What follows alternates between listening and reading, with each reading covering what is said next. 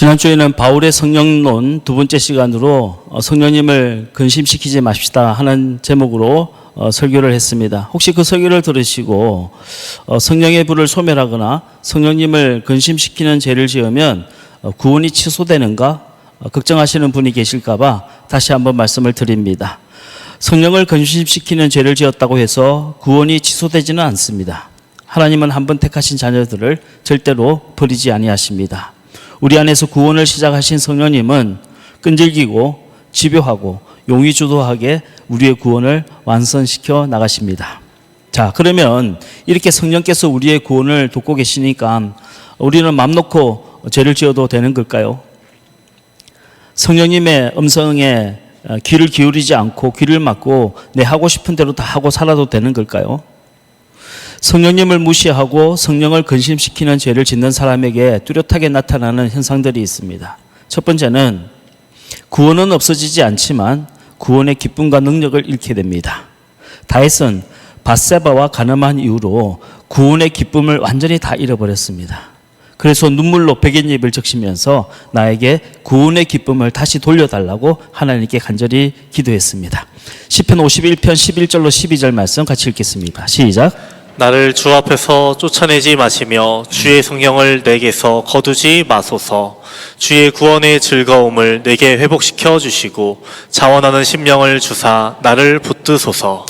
여러분, 구원받은 사람이 이 구원의 기쁨을 빼앗기게 되면 얼마나 고통스러운지 주님, 나를 주 앞에서 쫓아내지 마시고 성령을 거두지 마옵소서. 나에게 구원의 기쁨을 다시 돌려달라고 간절히 기도했습니다. 두 번째, 성령님을 무시하고 성령을 거역하는 죄를 짓게 되면 기도의 응답을 받지 못합니다. 아브라함이 하나님의 음성을 듣고도 그 음성을 무시하고 자기 마음대로 몸종인 하갈과 동침해서 이스마엘을 낳은 이후부터는 13년간이나 하나님의 음성을 단 한 번도 듣지 못했습니다. 기도를 그렇게 열심히 했는데도 불구하고 13년 동안이나 기도 응답을 전혀 받지 못한 겁니다.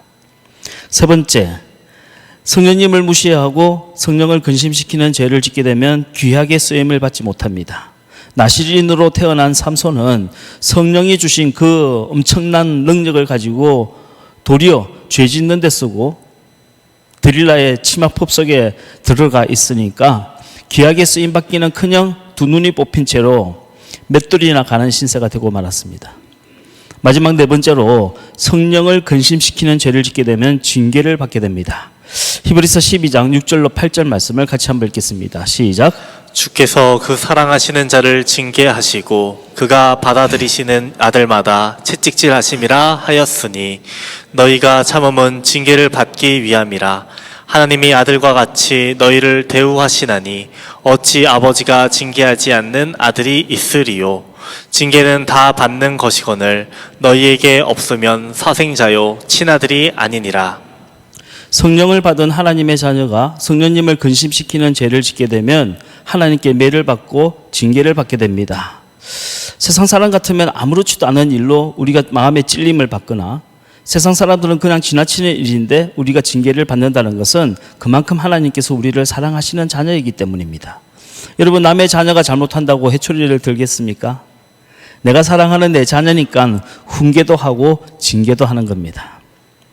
사랑하는 성도 여러분, 구원받은 것으로만 만족하지 마시고 성령의 충만함을 받으십시오. 여러분 안에 계신 성령님을 사랑하시고 그분을 존중하시길 바랍니다. 하나님을 더 깊이 사랑하시길 바랍니다. 여러분, 무서워하는 종의 영을 받지 마시고 사랑하는 자녀의 영을 받으십시오. 율법으로 하지 마시고 사랑으로 하십시오. 생각해 보십시오. 내 아내를 사랑하는데 어디 가서 한눈 팔겠습니까? 여러분, 사랑하는 사람을 만나러 가는데 어떻게 맨날 늙겠습니까? 사랑하는 사람에게 선물을 사주러 갔는데 돈 몇만 원이 아까워서 벌벌 떨겠습니까? 성령 충만함이란 것은 결국 하나님과 더 깊은 사랑에 빠지는 것입니다. 성령 충만함이란 것은 꽃잎에 새끼손가락에 물들듯이 그렇게 주님의 사랑에 더 깊게 물들어가는 것입니다. 오늘은 바울의 성령론 그 마지막 세 번째 시간으로 성령님의 도움 없이는 성화도 없다 하는 제목으로 말씀을 전하도록 하겠습니다. 인간은 끊임없이 법을 만들고 제도를 바꾸고 시스템을 바꾸어서 문제를 해결하려고 합니다. 하지만 하나님은 먼저 사람을 바꾸고 그 사람을 살리심으로 문제를 해결하시려고 합니다. 그것이 성경이 말하는 구원인 겁니다. 하나님이 보실 때 우리 인간은 죄인 그 이상도 그 이하도 아닙니다.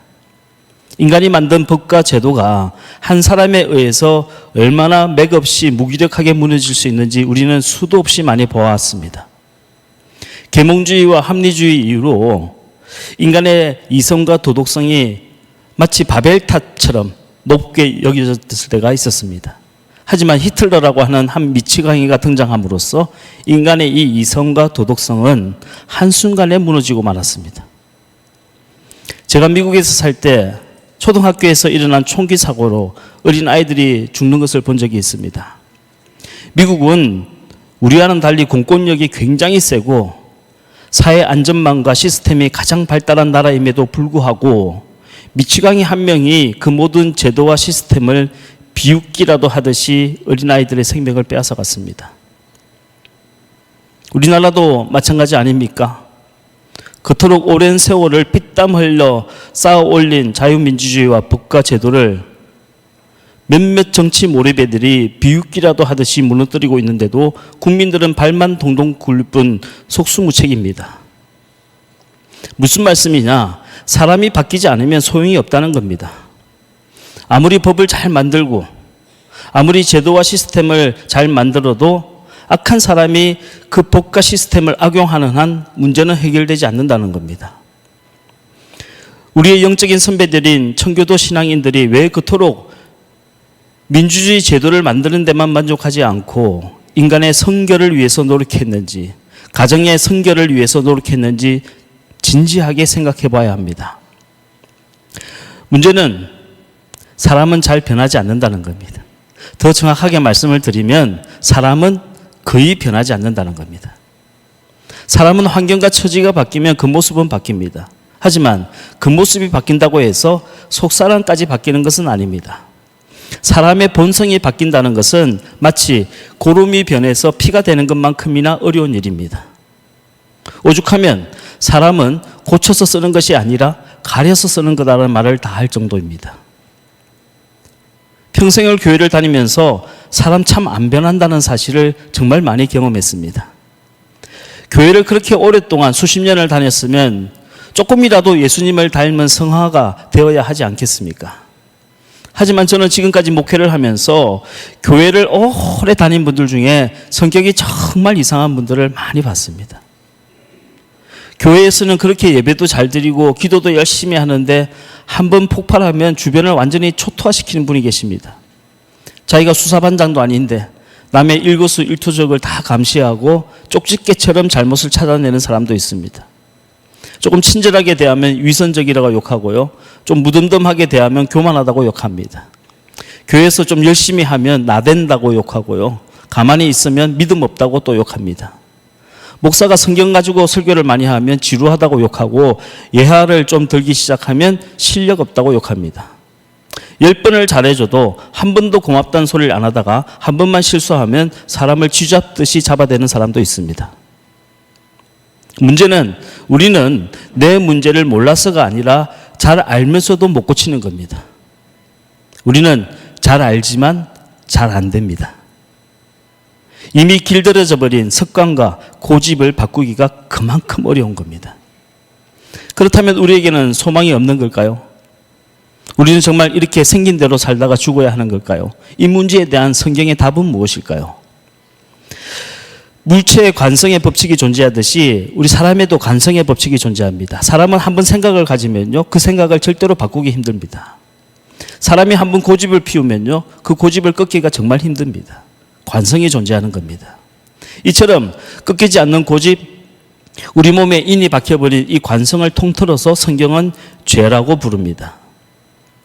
한번 죄의 길이 나면 돌이키기가 어렵습니다. 실패를 하고 매를 많이 맞아도 절대로 바뀌지 않는 게 죄의 관성입니다. 어떤 사람은 매를 맞으면 맞을수록 고집이 더 세지고 더 완악해집니다. 요나는 풍랑을 만나서 물고기 뱃속에 들어갔다 나온 이후에도 여전히 하나님께 원망하고 불평했습니다. 하지만 하나님께는 이러한 인간의 죄의 관성을 중단시키시고 그 사람의 성품과 인격을 변화시키는 능력이 있습니다. 이처럼 절대로 변하지 않는 사람을 변화시키는 하나님의 능력을 통틀어서 성경은 은혜라고 부르는 겁니다. 우리 인간의 마음속에는 절대로 변하지 않으려고 하는 죄의 관성과 그 죄의 관성을 깨뜨리고 변화시키려는 하나님의 은혜 사이의 영적인 충돌, 영적인 전쟁이 있습니다. 사도 바울은 이 영적인 전쟁을 이렇게 설명했습니다. 로마서 7장 21절에서 24절 말씀 시작. 그러므로 내가 한 법을 깨달았노니 곧 선을 행하기 원하는 나에게 악이 함께 있는 것이로다. 내 속사람으로는 하나님의 법을 즐거워하되 내 지체 속에서 한 다른 법이 내 마음의 법과 싸워 내 지체 속에 있는 죄의 법으로 나를 사로잡는 것을 보는도다. 오호라 나는 곤고한 사람이로다. 이 사망의 몸에서 누가 나를 건져내랴. 한번 구원받은 성도가 천국에 가기까지는 수없이 많은 영적인 전쟁을 치러야 한다는 겁니다. 수없이 많이 내 안에 남아있는 이 죄의 관성과 싸워야 한다는 겁니다. 히브리 기자의 표현을 빌리자면 피 흘리기까지 싸워야 한다는 겁니다. 가만히 앉아서 천국 가는 게 아니라는 거예요. 우리 모두는 과거에 애굽이라고 하는 죄의 권세 아래에서 노예의 신분으로 살았습니다. 하지만 유월절 어린 양 대신 예수 그리스도의 피로 죄 씻음을 받았고 거듭남이라고 하는 홍해 바다를 건너므로써 우리의 신분이 노예의 신분에서 자유인의 신분이 되었습니다. 이제 우리는 더 이상 죄의 종살이하는 노예 신분이 아니라 하나님의 거룩한 자녀로 자유인이 된 겁니다. 하지만 신분만 바뀌었을 뿐 아직 믿음도 부족하고 순종의 능력도 없습니다.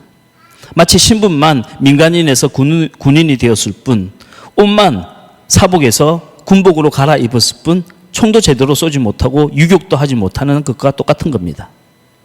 그래서 우리는 구원을 받았음에도 불구하고 이 인생 광야에서 끊임없이 넘어지고 자빠지고 깨어지고 상처 입는 겁니다.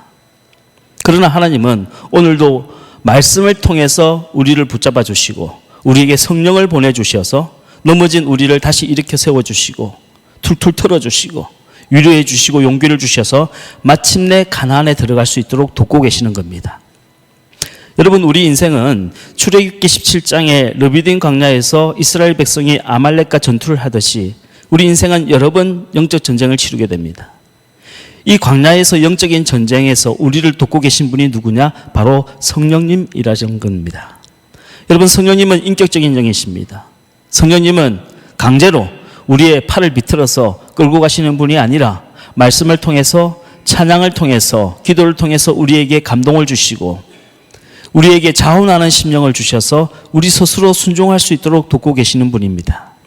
사도 바울은 성령께서 우리를 도우시는 그 사역을 다음과 같이 설명했습니다. 오늘 본문의 말씀 에베소서 1장 11절로 14절 말씀을 다시 한번 읽겠습니다. 시작. 모든 일을 그의 뜻의 결정대로 일하시는 이의 계획을 따라 우리가 예정을 입어 그 안에서 기업이 되었으니 이는 우리가 그리스도 안에서 전부터 바라던 그의 영광의 찬송이 되게 하려 하심이라. 그 안에서 너희도 진리의 말씀 곧 너희의 구원의 복음을 듣고 그 안에서 또한 믿어 약속의 성령으로 인치심을 받았으니 이는 우리 기업의 보증이 되사 그 얻으신 것을 속량하시고 그의 영광을 찬송하게 하려 하심이라. 오늘 본문에 노란색으로 표시한 세 단어가 등장하죠. 성령이 우리를 위해서 하고 계시는 사역입니다. 첫 번째는 예정하심이요, 두 번째는 인치심이고 세 번째는 보증하심입니다. 첫 번째 예정하심이란 무엇일까요? 바울은 로마서 8장에서는 성령님이 우리를 미리 아시고 미리 정하시고 미리 불러주셨다라고 표현했습니다. 그리고 오늘 우리가 읽은 에베소서 1장에서는 하나님의 계획과 뜻 안에서 우리가 예정을 입었다라고 표현했습니다. 둘 다 같은 의미입니다. 그렇다면 우리를 미리 아시고 미리 정하시고 미리 불러주셨다고 하는 예정의 의미가 무엇일까요? 어떤 분들은 이 예정론을 누구는 구원을 받고 누구는 구원을 못 받고 하는 것이 미리 정해졌다고 생각합니다. 소위 말하는 이중 예정론입니다. 하지만 그게 만약 사실이라면 누구는 구원받기로 정해졌으니까 무슨 짓을 하고 다녀도 천국 갈 거고 누구는 구원받지 못하고 지옥 가기로 미리 정해졌으니까 아무리 열심히 믿으려고 해도 믿지 못할 거예요. 그러니 그들에게 전도할 필요도 없고 선교할 필요도 없을 겁니다.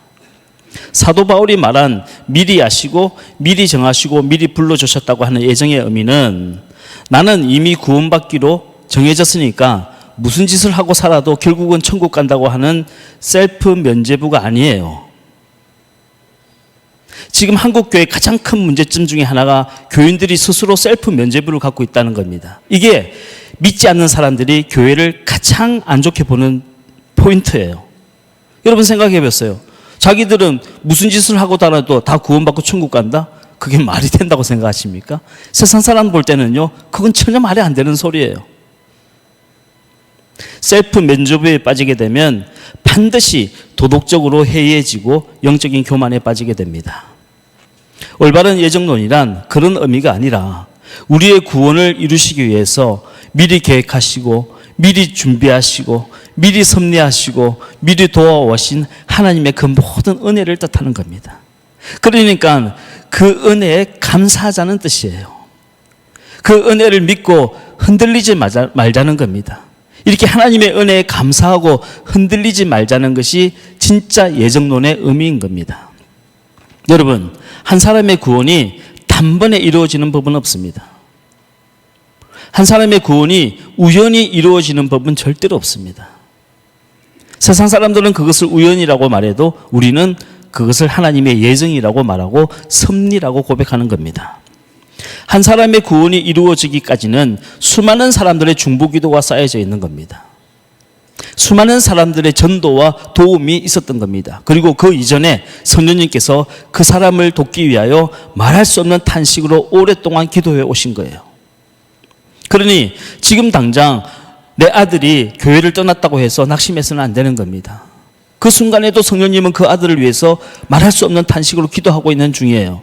그러니 내 남편은 절대로 안 된다고 포기해서는 안 되는 겁니다. 왜? 성령께서 그 남편을 포기하지 않고 지금 중보하고 계시기 때문이에요. 여러분, 우리의 기도는 언제 응답이 시작되는 걸까요? 우리가 그 사람을 위해서 기도하는 마음을 가질 때 이미 기도 응답은 시작된 겁니다. 이미 그때는 성령님께서 그 사람을 구원하시기 위해서 말할 수 없는 탄식으로 기도하고 있기 때문이에요. 기도는 내가 아니라 우리를 구원하시기 위해서 성령님이 먼저 시작하신 일입니다. 우리의 기도는 그 성령님의 기도에 동참하는 것이고 그 성령님의 기도에 순종하는 거예요.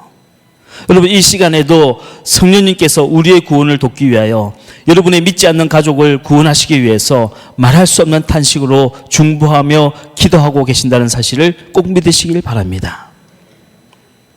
여러분들이 도중에 낙심해서 실망해서 기도를 중단한다 할지라도 성령님은 그 기도를 계속해서 하고 계시는 겁니다. 하나님이 나를 포기하지 않는 한 나도 나를 포기할 권리는 없는 겁니다. 두 번째, 성령께서 우리를 도우시기 위해서 하신 일은 인치심입니다. 성령님이 우리를 인치신다고 했어요. 인치심이라는 것은 헬라어로 스티그마라고 하는 건데, 고대의 노예들의 몸에 불의 시뻘겋게 달구어진 도장을 찍어서 그 주인의 영원한 종이라는 것을 나타내는 것이 인치신다는 거예요. 우리가 복음을 받아들이고 예수 그리스도를 믿는 그 순간 성령님은 우리에게 너는 이제부터 영원히 하나님의 소유야 라고 인쳐주신다는 겁니다. 그러므로 마귀가 아무리 우리의 구원을 흔들어대도, 우리가 아무리 실망하고 낙심하고 넘어진다 할지라도 하나님의 자녀의 신분은 변하지 않는다는 겁니다. 하나님은 한번 택하신 자녀를 절대로 포기하지 않으십니다. 요나처럼 우리가 반항하고 주님 말씀과 정반대 길로, 딴 길로 가면 인생의 풍랑을 일으키시고 때로는 우리를 채찍질 하신다 할지라도 우리를 버리지는 않으시는 겁니다. 예정하심이 우리를 미리 선택해 주신 은혜라면 인치심이라는 것은 선택한 사람을 절대로 포기하지 않는, 빼앗기지 않는 은혜를 뜻하는 겁니다. 어느 남자 집사님이 그런 간증을 하시더라고요. 그분은 모태신앙으로 태어나서 어릴 때부터 줄곧 교회를 다녔지만 대학생 때 20대부터 음란의 죄에 빠졌다고 합니다. 주일 성수도 잘하고 교회에서 교회학교 교사도 오랫동안 해왔기 때문에 그런 분이 윤락업소를 들락거린다는 것을 아무도 상상도 못했어요. 본인도 20년 가까이 수시로 윤락업소를 다니면서도 주일만 되면 교회 와서 봉사도 하고 예배를 드리는 이 이중적인 삶이 처음에는 어색하고 힘들었지만 시간이 지나면서 차차 적응이 되니까 자연스러워졌다고 합니다. 그런데 어느 날부터인가 목사님이 강단에서 설교하기만 하면 늘 순결하라고 이야기하시는 거예요. 가늠하는 자들아, 너희가 하나님과 원수된 것을 알지 못하느냐 하는 말씀을 듣는데 막 가슴이 벌렁벌렁하고 얼굴이 뜨거워서 견디질 못하겠다는 거예요. 그래서 그 다음 주부터 회사 일이 바쁘다는 핑계로 몇 주간 교회를 안 갔대요. 그리고 어느 날 저녁에 유흥가 쪽으로 걸어가고 있는데 마침 그 교회 장로님과 딱 하고 만나게 된 겁니다. 장로님이 그 집사님 보자마자 아이고 집사님 잘 만났습니다. 지금 새신자 신방하러 가는데 집사님과 나이가 비슷한데 같이 가자고 해서 끌려가다시피 해서 그 집에 신방을 따라가게 된 거예요. 함께 예배를 드리면서 속으로 그래 이건 우연일 거야.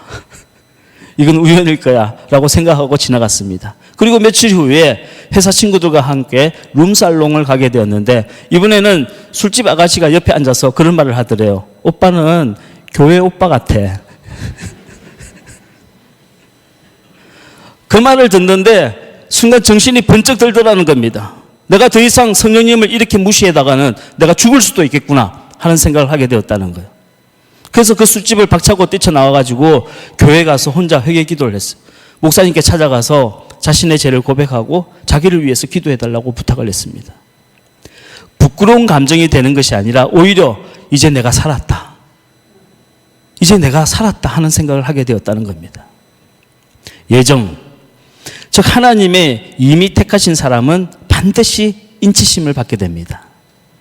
그 사람을 온전히 구원하시기까지 성령님이 끈질기게 그 사람을 추격해 가는 겁니다. 프랜시스 톰슨이라고 하는 분은 성령님을 천국의 사냥개라고 불렀습니다. 성령님이 한번 물면 절대로 놓지 않고 그 사람을 끈질기게 쫓아가서 반드시 구원시킨다는 뜻입니다.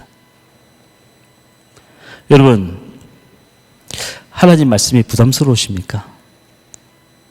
여러분, 성령님이 내 안에 계신다는 게 부담스러우신가요? 버릴 것을 버리십시오. 포기할 걸 포기하십시오. 그러면 여러분의 마음속에 자유가 찾아오고 평안이 찾아옵니다. 내 인생을 내가 다 책임지는 것이 아니라 내 인생을 하나님이 책임져 주신다는 믿음을 갖게 되면요, 버리는 것이 어렵지 않습니다. 포기하는 것이 쉬워지기 시작합니다. 여러분에게 이런 성령의 역사가 임하기를 주의 이름으로 축원합니다. 세 번째, 성령께서 우리의 구원을 위해서 하시는 일은 보증하심이라고 했습니다. 이게 보증이라고 하는 단어는 헬라어로 아라본이라고 하는데 말 그대로 담보 보증이란 뜻이에요. 무슨 뜻이에요? 누군가 빚을 졌다 할지라도 언젠가 그 빚을 다 갚아 줄 거라고 담보를 보증금으로 걸어 놓았다는 겁니다. 2000년 전 예수님께서 십자가 위에서 피 흘려 죽으실 때 마지막으로 하신 말씀이 테텔레스타이라고 하는 말입니다. 테텔레스타이는 우리말로는 다 이루었다라고 번역되지만 원래 이 말의 의미는 내가 값을 다 지불했다 하는 뜻입니다. 무슨 말입니까?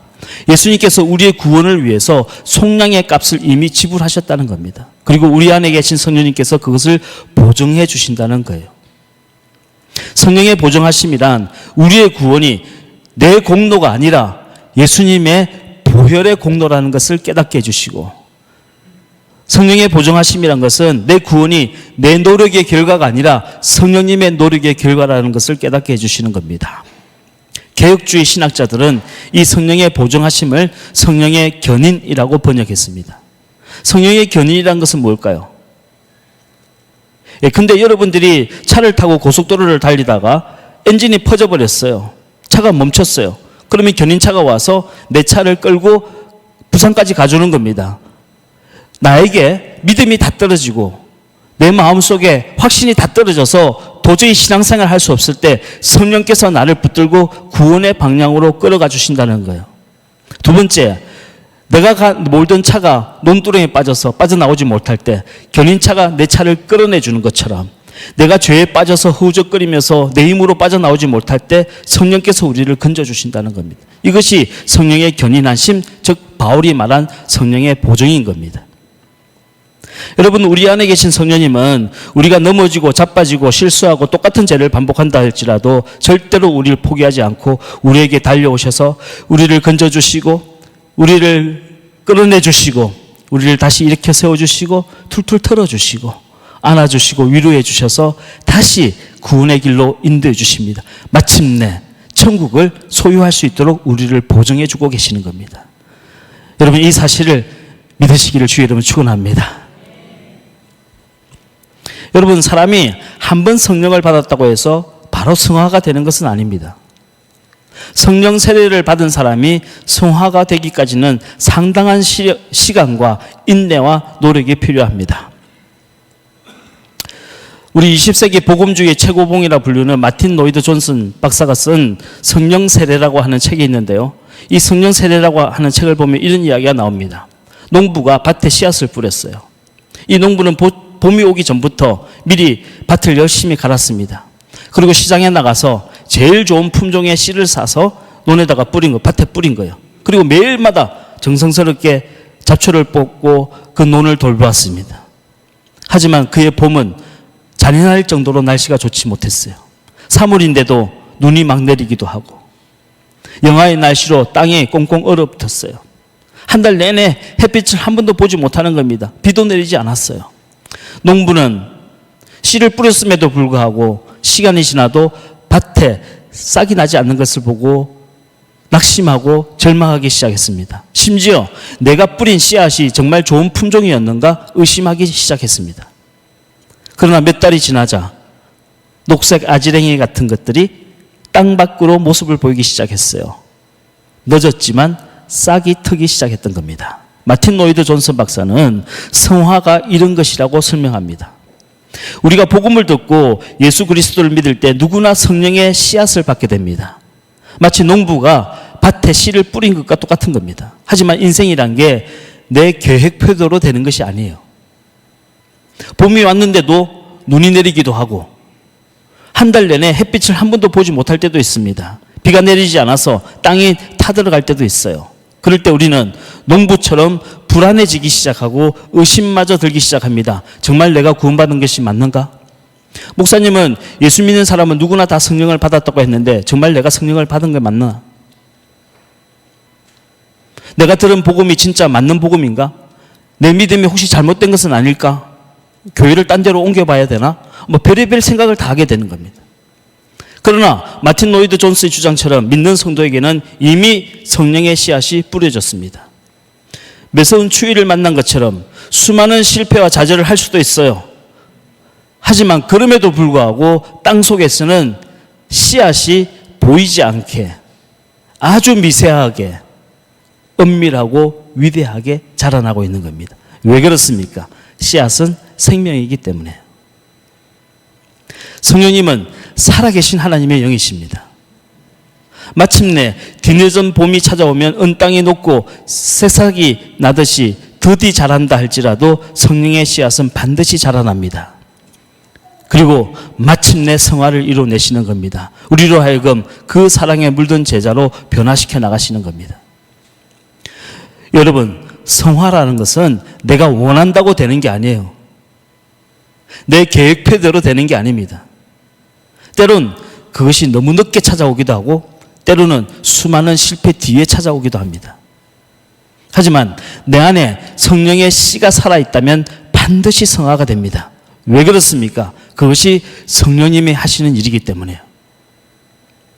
지금 여러분 마음속에 성령님이 임재하고 계신다는 사실을 믿으시길 바랍니다. 여러분 생각해 보셨습니까? 성령님이 성령 세례를 받을 때 성령이 우리에게 찾아오셔서 예수 믿게 하고 구원받게 하셨어요. 그런데도 왜 성령은 떠나지 않고 내 마음속에 계속 내주해 계실까요?